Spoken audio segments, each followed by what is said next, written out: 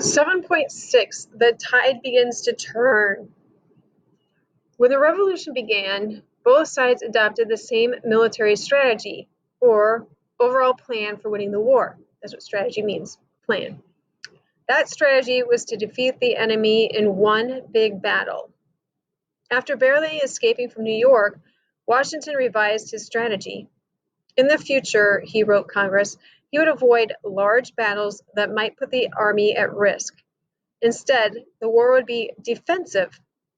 Rather than defeating the British, Washington hoped to tire them out. That's one of your questions. So his plan was that he was going to try to tire them out. A new British strategy. Germain revised the British strategy as well. His new plan was to divide the rebels by taking control of New York's Hudson River Valley. Control all of this waterway would allow the British to cut New England off from the rest of the states. Without men and supplies from New England, the Continental Army would surely collapse. To carry out this plan, General John Burgoyne left Canada in June 1777 with about 8,000 British soldiers and Indian warriors. He planned to move this army south to Albany, New York. There, he would meet up with General Howe, who was supposed to march his army north from New York City. Problems with Burgoyne's plan. There were two big problems with Burgoyne's plan. The first was that what looked like an easy invasion route on a map was anything but easy. The route Burgoyne chose from Canada to Albany took his army through more than 20 miles of tangled wilderness. His army had to build bridges, chop down countless trees, and lay out miles of log roads through swamps as it crept toward Albany. Remember, again, when we were talking about an advantage that the American army had was that they were familiar with the landscape and how to maneuver through it. The Britain army was not. To make matters worse, Burgoyne didn't travel light.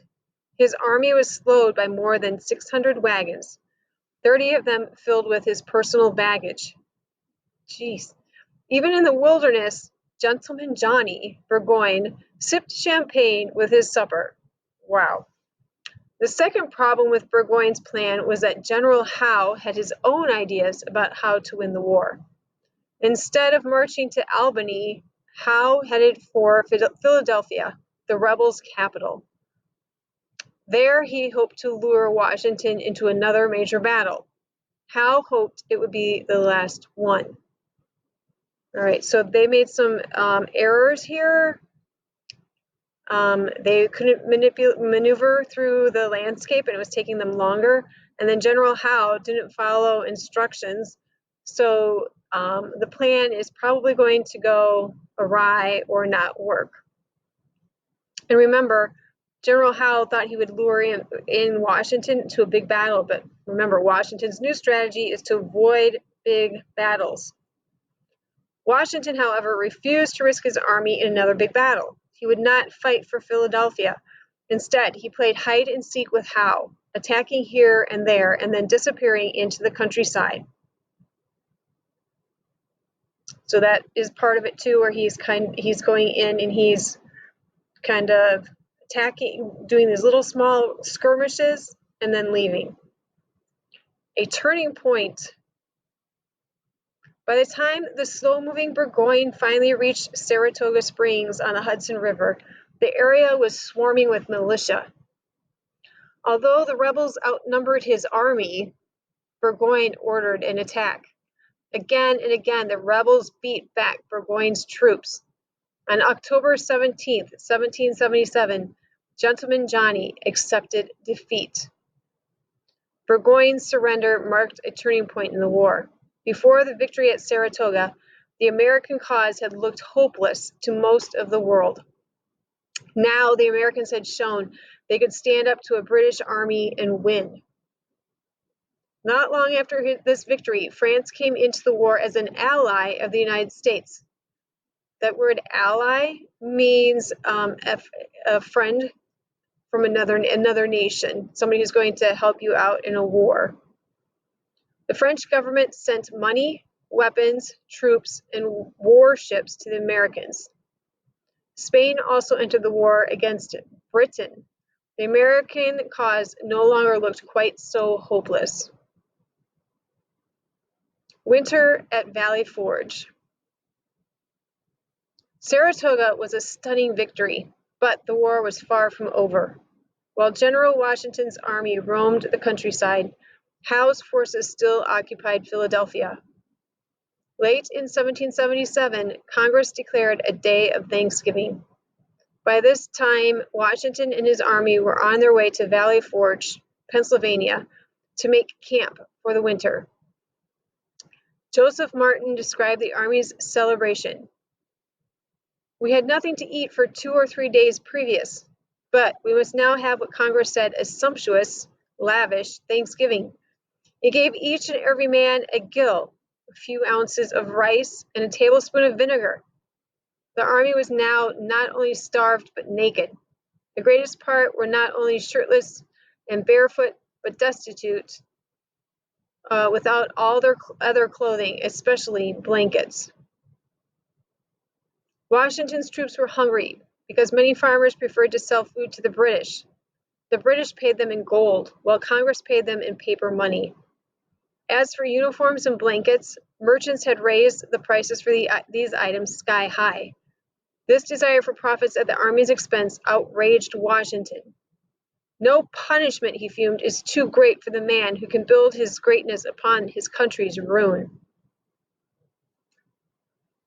To distract his men from their misery, Washington put Baron Friedrich von Steuben, a volunteer from Prussia, in charge of training.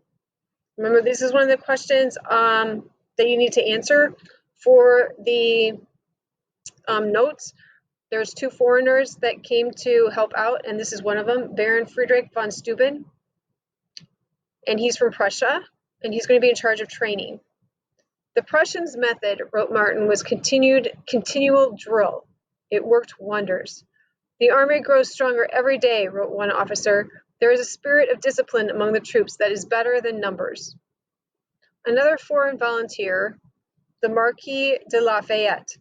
So we have Baron Friedrich von Steuben and Marquis de Lafayette. Those are the answers for those questions about who are the 2 foreigners that came to help out. He also helped raise the troops' spirits. Although he was one of the richest men in France, Lafayette chose to share the hardships of Valley Forge. He even used his own money to buy the men warm clothing. The patient fortitude or courage of the officers and soldiers, Lafayette wrote, was a continual miracle. When at last spring arrived, Washington received news that the British were about to abandon Philadelphia. The time had come to put his newly trained army to the test. The Battle of Monmouth. By this time, Sir Henry Clinton had replaced General Howe as commander of the British forces in America. In Clinton's view, taking over Philadelphia had gained the British nothing. He ordered his army to retreat to New York City, where the Royal Navy could keep it supplied by sea. Now it was Washington's turn to chase an army across New Jersey. On June 28, 1778, he caught up with the retreating British near Monmouth, New Jersey. In the battle that followed, Washington was everywhere, constantly rallying his men to stand and fight, cheering them by his voice and example, wrote Lafayette. Never had I seen so superb a man. Late that night, the British slipped across the Hudson River to safety in New York City. Washington camped with his army nearby. It was pleasing, he wrote, that after 2 years maneuvering, both armies are brought back to the very point they set out from. Neither army knew it yet, but the war in the North was over.